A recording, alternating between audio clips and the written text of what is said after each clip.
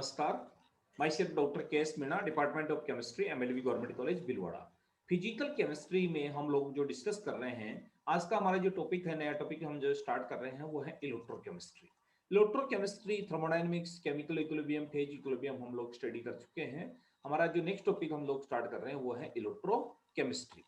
तो इलेक्ट्रोकेमिस्ट्री की जैसी बात आती है तो इसको सीधी सी डेफिनेशन में हम समझे कि जो हम लोग सेल देखते हैं, सेल हो चाहे प्राइमरी हो चाहे सेकेंडरी हो, सेल में जो विद्युत धारा प्रवाहित होती है उसका क्या परिपथ होगा, किस तरह का उसमें रासायनिक पदार्थ समावेशित होता है और उस पदार्थ के द्वारा किसी तरह उसको चार्ज किया जाता है और किस तरह डिस्चार्ज किया जाता है। ये जो सेल में डिफरेंट डिफरेंट टाइप की जो रिएक्शन होती है उसकी स्टडी की जाती है, हम इलेक्ट्रोकेमिस्ट्री में बात करते हैं। इसलिए हम इसका जो मेन उद्देश्य रहता है कि हम हाई एफिशिएंट सेल का निर्माण कर सके, जिससे हम उसको कि मैक्सिमम उससे आउटपुट जिसको बोल सकते हैं कि करंट हम प्राप्त कर सके। तो इसी बारे में हम बात करेंगे इलेक्ट्रोकेमिस्ट्री में। जब किसी पदार्थ के दो सिरों में विभवांतर लगाने पर उस पदार्थ में आवेश उच्च विभव से न्यून विभव के सिरों की ओर प्रवाहित होता है तो ऐसे पदार्थ को चालक कहते हैं। कंडक्टेंस, चालक का मतलब होता है कि करंट का फ्लो अगर उसमें हो जाता है, किसी भी पदार्थ में करंट का फ्लो होता है तो उसे हम चालक कहते हैं। आवेश के प्रवाह को विद्युत धारा कहते हैं और उसमें जो विद्युत धारा जो प्रवाह आवेश का जो प्रवाह होता है उसको हम कहते हैं कि इसमें इलेक्ट्रिक करंट का फ्लो हो रहा है। जो हम लोग अच्छी तरह पढ़ चुके हैं पहले कि ओम ने इसको डिस्क्राइब किया था रेजिस्टेंस वर्सेस विद्युत धारा का प्रवाह के बारे में। तो ओम ने विभवांतर में जितना अधिक होगा धारा का प्रवाह भी उतना अधिक होगा। ओम ये कह रहा है, ओम के नियमानुसार कि जितना हम लोग विभवांतर वोल्ट में उत्पन्न होगा उसी तरह ही विद्युत धारा का प्रभाव होगा। जिस दिशा में धन आवेश गति करते हैं उसी दिशा में विद्युत धारा बहती है। माने कि धन से ऋण की ओर आवेशों का प्रवाह होता है और वो विद्युत धारा की दिशा होती है। जिन पदार्थों से होकर धारा प्रवाहित नहीं होती है और अगर ऐसा हो कि उसमें करंट का फ्लो नहीं होता है तो उसे हम बोलते हैं कुचालक। माने कि वो करंट का रेजिस्टेंस करते हैं अर्थात करंट का फ्लो नहीं करते। तो इलेक्ट्रोकेमिस्ट्री क्या है? ऐसे रासायनिक पदार्थों का अध्ययन करती है जो पिघली हुई अवस्था में या विलयन के अपघटित होने के कारण चालक का कार्य करती है। उसे हम विद्युत अपघट्य कहते हैं और इस तरह की जो रसायन शास्त्र है उसे कहा जाता है इलेक्ट्रोकेमिस्ट्री।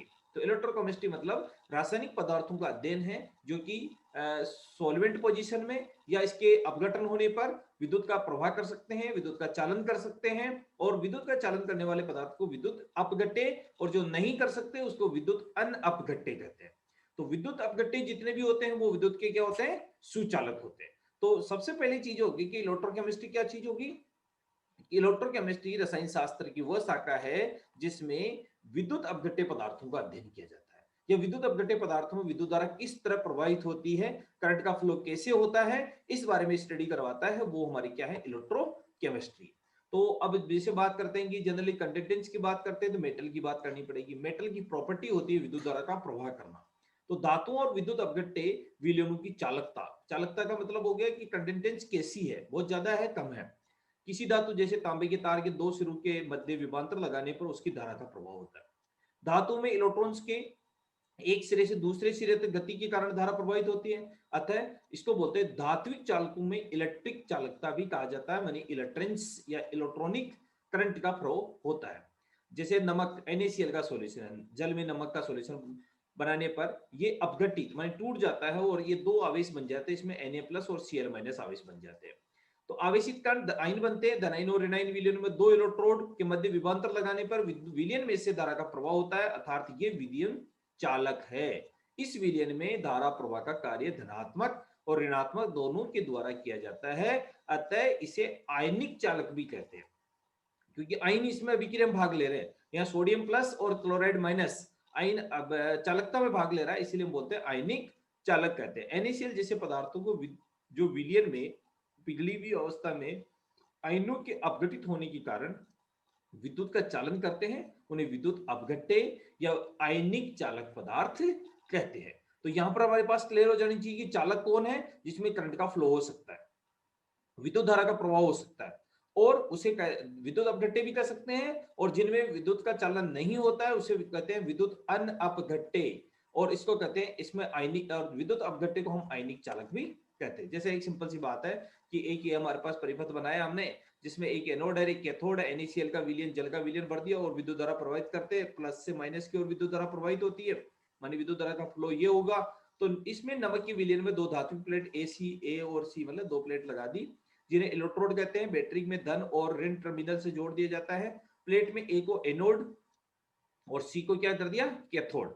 विलयन में NaCl अपघटित होने से बने Na+ और Cl आयन गति करते हैं। ये आयन विपरीत आवेशित इलेक्ट्रोड की ओर गति करते हैं, अर्थात ऋण इलेक्ट्रोड की ओर, और धन जो ऋण है वो तो जो हमारे पास जो -चार्ज वो कैथोड की तरफ गति करेंगे और धन वाले एनोड की तरफ गति करेंगे, और इस तरह की विक्रिया उसमें देखने को मिलती है। Na एक इलेक्ट्रॉन लेगा और Na+ एक इलेक्ट्रॉन लेगा कैथोड के ऊपर, और क्या बना लेगा, Na सोडियम धातु बना लेगा।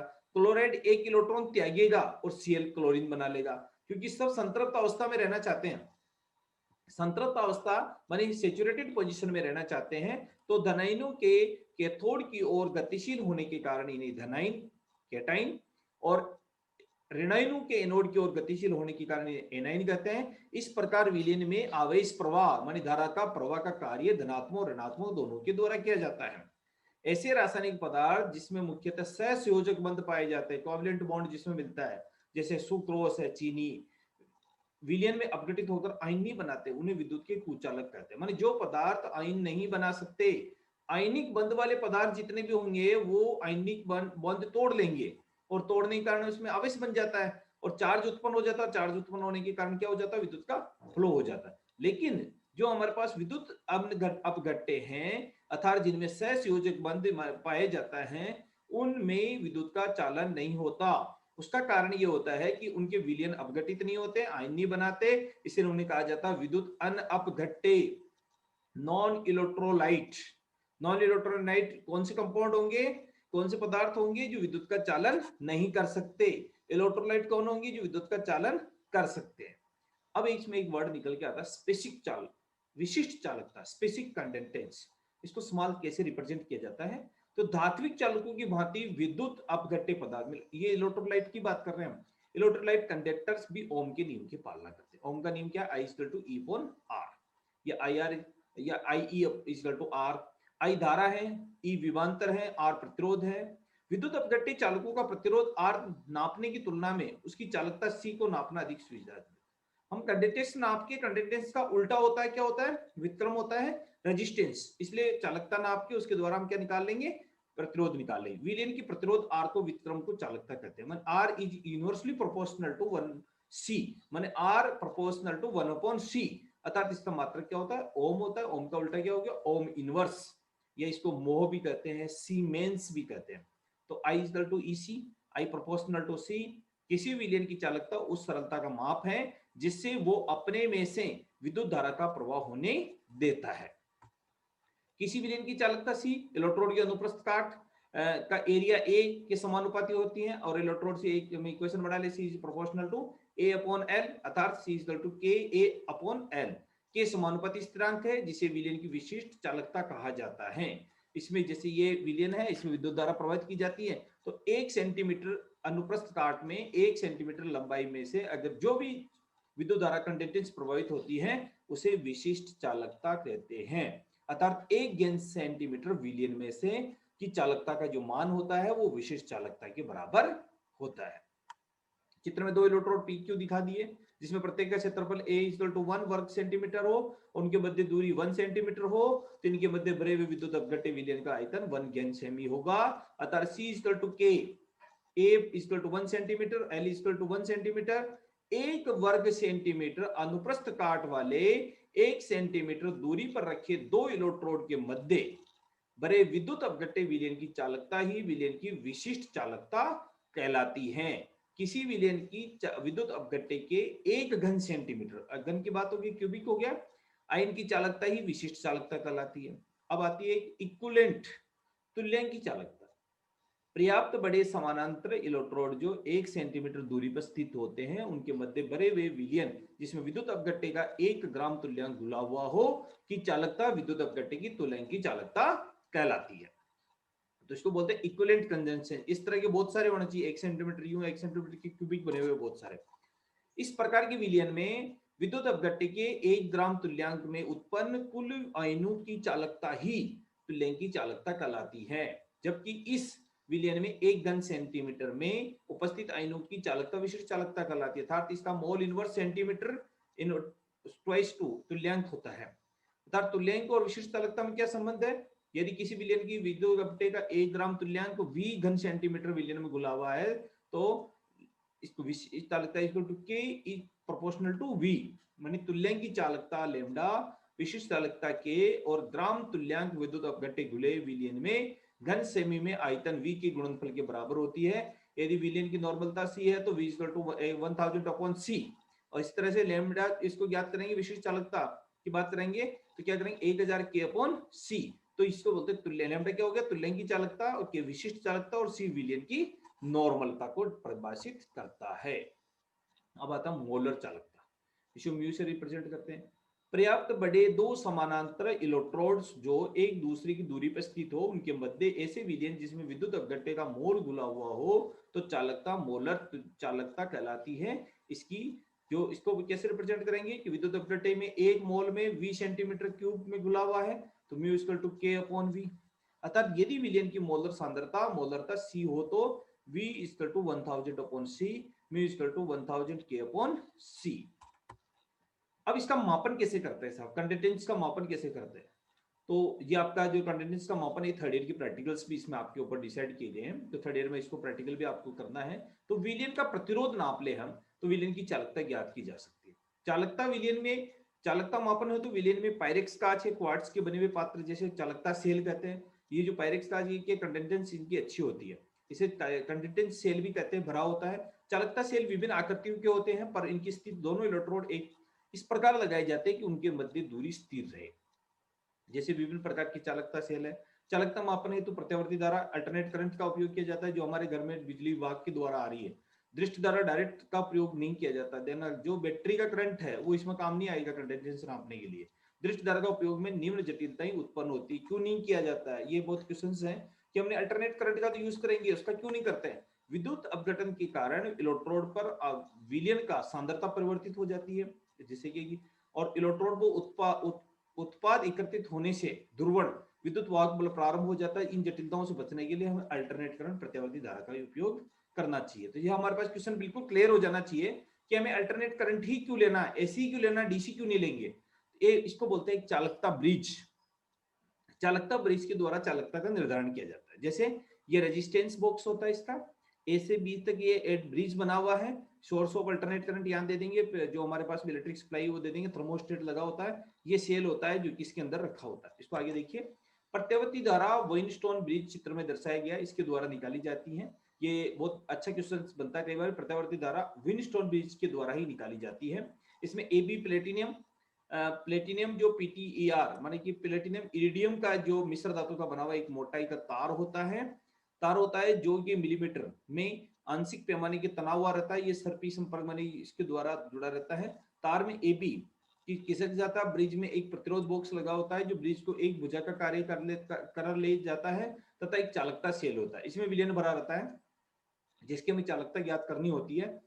और ये ब्रिज दूसरी भुजा का कार्य करता है। ब्रिज की प्रत्यावर्ती धारा स्रोत से जोड़ दिया जाता है शून्य विक्षोभ की स्थिति ज्ञात करने के लिए। यानी कि इसमें उसको हेडफोन से टी के वर्ड टाइप कर लेते हैं पहले, इसको जिसको बोलते हैं कैलिब्रेट कर लेते हैं। जिस विलयन की चालकता ज्ञात करनी होती है उसे चालकता सेल सी में भरकर ब्रिज से जोड़ देते हैं। प्रतिरोध बॉक्स में से उपयुक्त प्रतिरोध R निकालकर संपी बॉक्स में AB तार से स्थिति खिसकाते रहते हैं, उसको चेंज करते रहते हैं, स्थिति में ब्रिज संतुलित हो जाता है। उसी को हम बोलते हैं कि ये चालकता होगी। इसको एक फार्मूला होता है, सेल में भरे हुए विलयन का प्रतिरोध बटा हुआ प्रतिरोध बॉक्स का प्रतिरोध लंबाई bx अपॉन लंबाई ax, विलयन का प्रतिरोध bx upon x equal to r। इस प्रकार विलयन प्रतिरोध बॉक्स का प्रतिरोध ज्ञात कर उसका व्युत्क्रम करेंगे तो चालकता ज्ञात हो जाती है। अब देखो बात ये कि ये एक इंटरनल मेथड है। आजकल कंडक्टिविटी मीटर डायरेक्ट हमें रीडिंग दे, जैसे हम इलेक्ट्रोड को डिप करेंगे उसमें पहले इंस्ट्रूमेंट को कैलिब्रेट कर लेंगे। कैलिब्रेट करने के बाद में उस जिस भी पदार्थ की हमें चालकता निकालनी होती है उसकी चालकता वो डायरेक्ट डिजिटल फॉर्म में देता है। ये इंटरनल कॉन्फ़िगरेशन उसका वो किस तरह करता है। तो इस तरह द्वारा चालकता जल क्या होता है?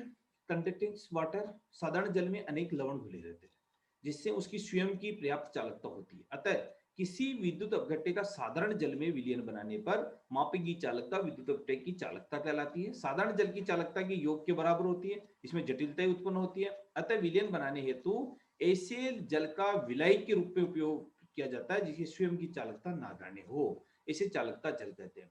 माने कि जिसमें भी सॉल्यूशन बनाया जाए उसकी भी कुछ ना कुछ चालकता होती है, उस चालकता को जीरो करने के लिए हमें जो सॉल्यूशन बनाना पड़ेगा वो किसके बनाना पड़ेगा, चालकता जल में बनाना पड़ेगा। अब विशिष्ट चालकता और सेल स्थिरांक में क्या होता है, specific conductance and cell constant K is equal to C L upon A, electrode का क्षेत्रफल, L लंबाई। अतः अनुपात चालकता सेल की बनावट पर निर्भर करता है, वो अलग अलग सेलों के लिए इसका मान अलग अलग होगा। किसी चालकता सेल में इलेक्ट्रोड के मध्य L और इलेक्ट्रोड का क्षेत्रफल A अनुपात है, तो उस पर x equal to L upon A, K equal to CX हो गया। प्रयोग रूप से मापी गई चालकता C को उपयुक्त सेल के सेल स्थिरांक से गुणा करने पर उसकी विशिष्ट चालकता हम प्राप्त कर सकते हैं। मानी चालकता निकाल दी और फिर उसको सेल स्थिरांक, सेल कांस्टेंट से उसको मल्टीप्लाई कर लिया। अब सेल कांस्टेंट का निर्धारण किस तरह किया जाता है, किसी सेल के इलेक्ट्रोड का क्षेत्रफल A और उनके मध्य दूरी L प्रत्यक्ष रूप से मापकर सेल स्थिरांक का निर्धारण कठिन और जटिल कार्य, अतः अप्रत्यक्ष विधि काम में ली जाती है। इसको KCL की विभिन्न सांद्रताओं पर विशिष्ट चालकता प्रमाणित मान है। जैसे इसकी सांद्रता ले ली 0.01 नॉर्मलिटी है, 0 डिग्री पे इतनी होगी, 18 पे उतरो 25 पे उतनी होगी, 0.1 पे और 1.n पे। तो ये अलग अलग डिग्री सेंटीग्रेड पे इसकी जिस सेल का स्थिरांक ज्ञात करना होता है, KCL की चालकता जल में बने हुए 0.01 n जिसको बोलते हैं 0.1 या 0.n सांद्रता वाले विलयन में भरकर वाइनस्टोन ब्रिज की सहायता से विलयन का प्रतिरोध माप लिया जाता है। अतः x equal to K upon C, x equal to K upon R, K multiply by C equal to 1 upon R। तो इसके द्वारा हम इस सांद्रता सेल की का निर्धारण करके और उसके द्वारा विशिष्ट चालकता निर्धारण कर सकते हैं। धन्यवाद।